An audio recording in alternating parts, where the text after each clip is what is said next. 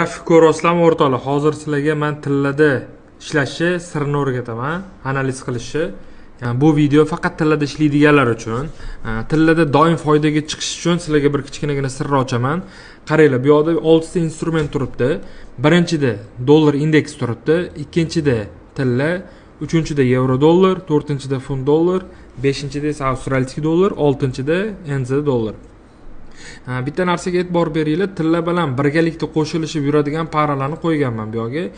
Grafikka qaranglar mana. Tillada bayga, yevro dollarda ham bay, funt dollarda ham bay, avstraliyskiy dollarda bay, NZ dollarda bay yuradi. Deyarli grafik bir xil. Bu 5 talasiga qarshi esa teskari yurgan bu dollar indeks. Mana bu grafikka e'tibor beringlar. Pastga qarab tushib ketdi. Ana endi tillani ko'ramiz. Tilla tepaga qarab o'sib boryapti. Ya'ni tillada ishlashdan oldin dollar indeksi birinchi o'rinda analiz qilish kerak bo'ladi. Agar dollar indeks bay bo'ladigan bo'lsa, tilla avtomatik tarzda sellga qarab yuradi.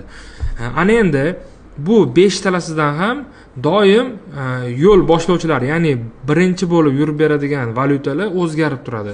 Mana shu narsani aniqlashni o'rganish kerak. Masalan, hozir bu yoqda mana yevro dollar birinchi bo'lib oldinga qadam tashlayapti, qolganlari ketidan. Yana misol tariqasida ko'rsataman sizlarga.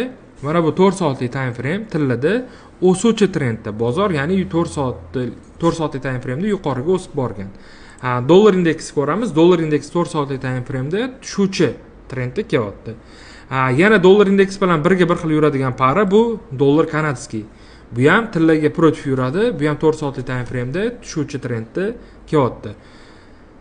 Ana endi sizlar tillada сделка ochmoqchi bo'lsanglar, birinchi o'rinda dollar indeksini analiz qilib, dollar indeksi qanaqa prognoz chiqargan bo'lsanglar, tillada teskarisini ochasizlar. Bu videoni o'sha tillada ishlaydigan o'rtoqlarga yuborib qo'yinglar.